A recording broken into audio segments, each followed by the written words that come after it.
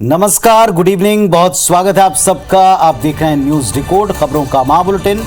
खबर A to Z आपको इसी मंच पर मिलती है और खबर के पीछे की असल खबर जानने का सफर शुरू करते हैं। सबसे पहले आज की बड़ी खबरें क्या हैं और उनके पीछे की असल खबर क्या है, देखते हैं।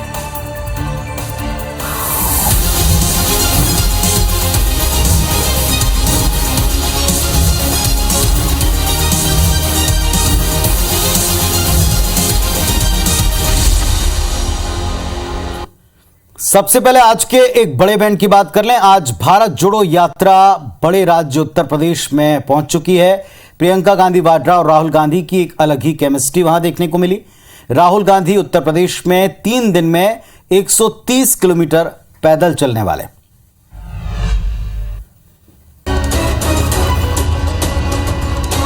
प्रियंका गांधी वाड्रा और राहुल गांधी की इन तस्वीरों को देखिए। तस्वीरों में आपको राहुल और प्रियंका के बीच तगड़ी केमिस्ट्री दिखेगी। ये तस्वीरें यूपी के गाजियाबाद की हैं, जहां भारत जोड़ो यात्रा 9 दिन के ब्रेक के बाद पहुंची। लोनी बॉर्डर पर बने मंच पर राहुल और प्रियंका एक साथ नजर आए। मंच से प्रियंका ने भाई राहुल को योद्धा बताया। मेरे बड़े भाई, इधर देखो, सबसे ज्यादा गर्व तुम पर है। इन पे एजेंसियां लगाई गई, ये डरे नहीं, योद्धा है। राहुल और प्रियंका गाजियाबाद में करीब 6 किलोमीटर पैदल चलने के बाद एक ही कार से दिल्ली लौट गए। राहुल और प्रियंका खजूरी पुस्ता रोड होते हुए दिल्ली गए। राहुल गांधी का आज का पैदल चलने का टारगेट 25 किलोमीटर था। दिल्ली गाजियाबाद मिलाकर राहुल 25 किलोमीटर पैदल चल चुके हैं। अब कल सुबह बागपत से फिर यात्रा में वो जुड़ेंगे। कांग्रेस नेता राहुल गांधी यूपी में 3 दिन में तकरीबन 130 किलोमीटर पैदल चलने वाले हैं। इस दौरान यूपी के 3 जिलों गाजियाबाद, बागपत और शामली से यात्रा गुजरेगी। ये 11 विधानसभाओं को कवर करेगी। और इसी उत्तर प्रदेश में भारत जोड़ो यात्रा में शामिल होने के लिए कुछ लोगों को न्यौता गया। मसलन सपा प्रमुख अखिलेश यादव, रालोद अध्यक्ष जयंत चौधरी, भारतीय किसान यूनियन के राष्ट्रीय प्रवक्ता राकेश टिकैत, इन सभी को न्यौता गया था कि आप आएं और इस यात्रा में जुड़ें। जयंत चौधरी पिछले कई दिनों से राज्य से बाहर हैं, इसलिए वो इसका हिस्सा नहीं बने। अखिलेश ने सोमवार को राहुल गांधी को पत्र लिखकर उनकी यात्रा के लिए बधाई दी, तो संभवतः वो भी इस यात्रा में शामिल नहीं होंगे। अयोध्या राम जन्मभूमि मंदिर के प्रधान पुजारी आचार्य सत्येंद्र दास शास्त्री ने राहुल गांधी की भारत जोड़ो यात्रा का समर्थन किया है, उन्हें आशीर्वाद देने की बात की। राहुल को एक पत्र लिखा है, इसमें कहा है कि भारत जोड़ो यात्रा सर्वजन सुखाय सर्वजन हिताय के लिए है। साथ ही उन्होंने गांधी को दीर्घायु और स्वस्थ रहने की कामना करते हुए लक्ष्य पूर्ति का आशीर्वाद प्रदान किया। इस पर सियासत तो हुई, लेकिन वे भी इसका हिस्सा नहीं है। लेकिन अब इसके ऊपर भी सियासत लगातार गरमा रही है। चलिए, तो भारत जोड़ो यात्रा धीरे धीरे अपनी मंजिल की तरफ है और फिलहाल बेहद अहम पड़ाव पर भी है। अब तक कुल जमा इस यात्रा से क्या हासिल हुआ है, जरा हम इस बात को भी आज डिकोड करते हैं। इसमें कोई दो राय नहीं है कि राहुल गांधी ने बेहद कामयाबी से अब तक भारत जोड़ो यात्रा का नेतृत्व किया है। यहां राहुल गांधी ने देश के एक बड़े मतदाता वर्ग तक अपनी बात पहुंचाने में कामयाबी पाई है। दूसरी बात यह भी माननी पड़ेगी कि राहुल गांधी ने खुद की छवि को उदासीन नेता से सक्रिय और गंभीर नेता बनाने की दिशा में एक बड़ा कदम उठाया। तीसरी बात, राहुल गांधी ने कांग्रेस के अंदर एक नई जान फूंकी। चौथी बात, कांग्रेस की स्वीकार्यता बढ़ी है, ये माना जा रहा है। उदाहरण है, कमल हासन राहुल से मुलाकात कर चुके हैं, फारूक अब्दुल्ला साथ दिखे हैं, पूर्व रॉ चीफ दौलत, सामाजिक कार्यकर्ता मेधा पाटकर और बाकी की हस्तियां लगातार यात्रा में आए, जुड़े और अपना समर्थन प्रकट किया। मान लें कि मोदी मैजिक से लड़ना बड़ा मुश्किल होगा और इतना फायदा तत्काल न मिल पाए, लेकिन राहुल की भारत जोड़ो यात्रा, इसने एक इतिहास कांग्रेस के मुताबिक रचा, साबित किया कि राजनीति में असंभव कुछ नहीं। जो आज दूर हैं, कटाक्ष करते हैं, वो कल साथ भी खड़े हो सकते। चलिए, अगली खबर है छत्तीसगढ़ की राजधानी रायपुर से, जहां आज कांग्रेस पार्टी की जन अधिकार रैली का चारों तरफ चर्चा रहा। कांग्रेस का दावा कि रैली में 1 लाख लोग शामिल हुए। ये रैली आरक्षण संशोधन विधेयक के मुद्दे पर बुलाई गई थी।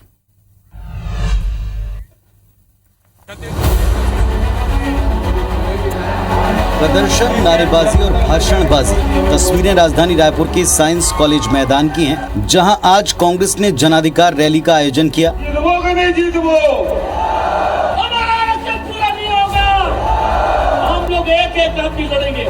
आरक्षण संशोधन विधेयक को लेकर एक तरफ विधानसभा में हंगामा होता दिखा, वहीं विधेयक को लेकर कांग्रेस राजभवन के खिलाफ सड़क पर प्रदर्शन करती नजर आई। रैली में सीएम भूपेश बघेल, छत्तीसगढ़ कांग्रेस प्रभारी कुमारी शैलजा भी शामिल हुई। महीना बदल गए, साल बदल गए। पत्रकार मन पूछिस के राज्यपाल दस्तखत नहीं करे तो का करबे। मैं कह जनता से बड़े कोई नहीं हुए लोकतंत्र में। रैली में प्रदेश भर से कांग्रेसी कार्यकर्ता और अलग अलग समाज के प्रतिनिधि शामिल हुए। कांग्रेस का दावा है कि जनाधिकार रैली में करीब 1 लाख लोग जुटे। रैली का मकसद आरक्षण संशोधन विधेयक पर हस्ताक्षर के लिए राजभवन पर दबाव बनाना था। ये संविधान के साथ भी खिलवाड़ है और छत्तीसगढ़ के लोगों के साथ भी खिलवाड़ है। साथियों, ये भारतीय जनता पार्टी के असली 2 चेहरे आपको नजर आ रहे हैं। कुल मिलाकर कांग्रेस ने रैली कर आरक्षण के मुद्दे पर शक्ति प्रदर्शन किया। अब देखना होगा कि राजभवन का रुख इस पर क्या होता है।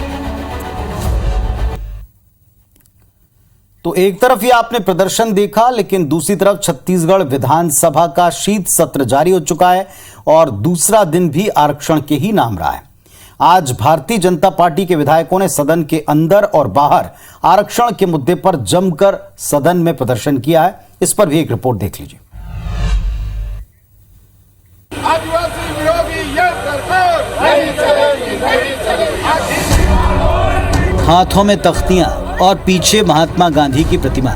ये तस्वीरें छत्तीसगढ़ विधानसभा परिसर की, जहां बीजेपी के विधायकों ने कुछ इस अंदाज में प्रदर्शन किया। आदिवासी विरोधी ये सरकार नहीं चलेगी, नहीं चलेगी। इसके पहले सदन के भीतर आरक्षण को लेकर कांग्रेस और बीजेपी के बीच जमकर बहस हुई।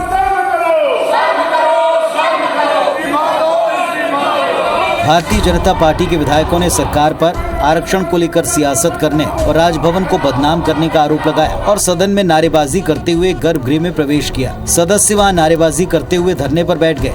इस प्रकार ये आरक्षण की विषय को लेकर गोल गोल बात कर रहे हैं।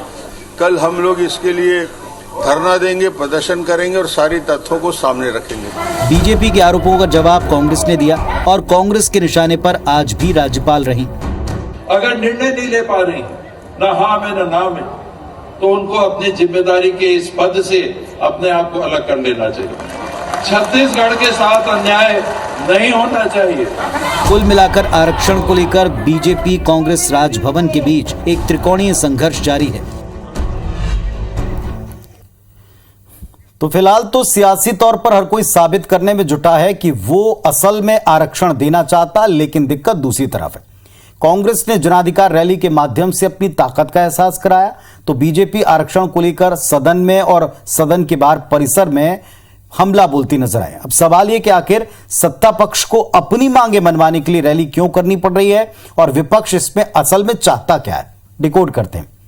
पहली बात समझनी पड़ेगी वो ये कि सत्ता पक्ष आरक्षण के मुद्दे को बड़ी गंभीरता से ले रहा है और जता भी रहा है।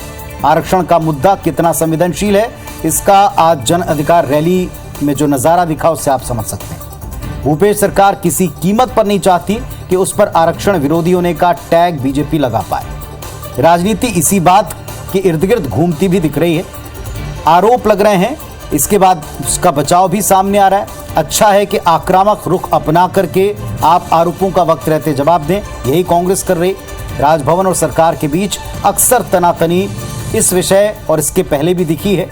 इसमें कोई बड़ी बात भी नहीं, पहले भी ऐसा हुआ। पश्चिम बंगाल, दिल्ली, छत्तीसगढ़ इसके उदाहरण बन के सामने आ चुके हैं। छत्तीसगढ़ की कांग्रेस सरकार येन केन प्रकारेण राजभवन पर दबाव बनाना चाहती है ताकि आरक्षण संशोधन बिल पर हस्ताक्षर हो जाए या उनका कोई ठोस निर्णय सामने आए। विपक्ष की बात करें तो जाहिर है कि राज्यपाल का मौजूदा रवैया उसके लिए बड़ा मुफीद है और उसे तो पर्दे के पीछे से संचालित करना तक बताया जा रहा है। कम से कम शीत सत्र में सरकार को इस मुद्दे पर कटघरे में खड़ा कर ही सकते हैं और कर भी रहे हैं। कुल मिलाकर देखना है कि अब आगे राजभवन का रुख, फाइनल डिसीजन कब तक सामने आता है, पहली बात। और दूसरा, इस पर कांग्रेस पार्टी के प्रदर्शन के बाद जो बीजेपी ने ऐलान किया कि वो भी प्रदर्शन करेंगे, उसमें कितनी तादाद में लोग जुड़ते हैं, एसोसिएट होते हैं। आपको मध्य प्रदेश की सियासत की तरफ लिए चलते हैं, जहां राजनीति के केंद्र में इन दिनों अन्य पिछड़ा वर्ग ओबीसी ये समुदाय है। दोनों दलों की नजरें इस वोट बैंक पर टिकी हैं। हम क्यों कह रहे हैं ऐसा, रिपोर्ट देख के समझेंगे।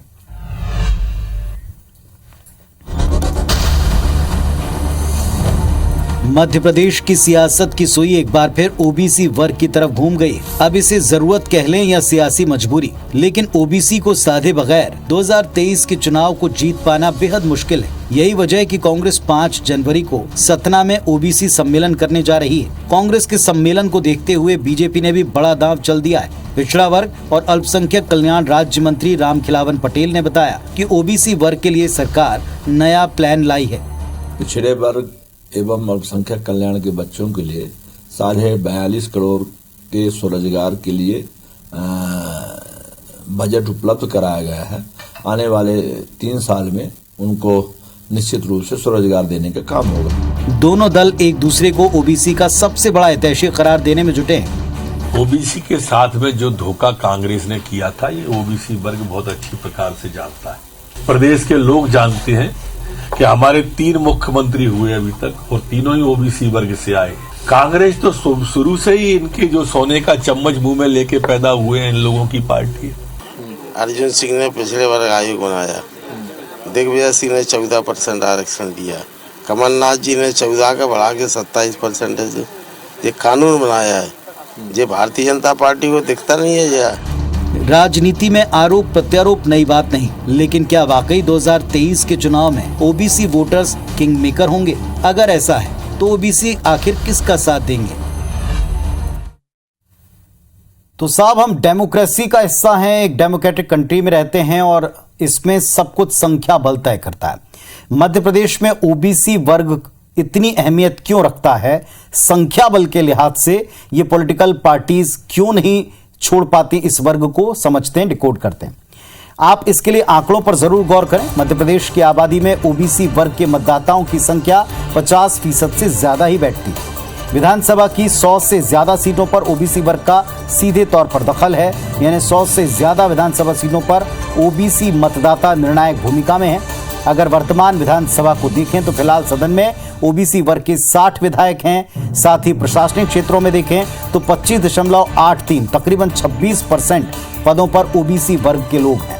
जाहिर है कि ओबीसी मध्य प्रदेश का सबसे बड़ा और ताकतवर संख्या बल है, वोट बैंक है। और ये वो वोट बैंक है जो जिस पार्टी के ऊपर मेहरबान हो जाए, साथ खड़ा हो जाए, उसकी सरकार बननी आसान या तय, और जिससे रूठ जाए उसका सत्ता में आना मुश्किल या नामुमकिन।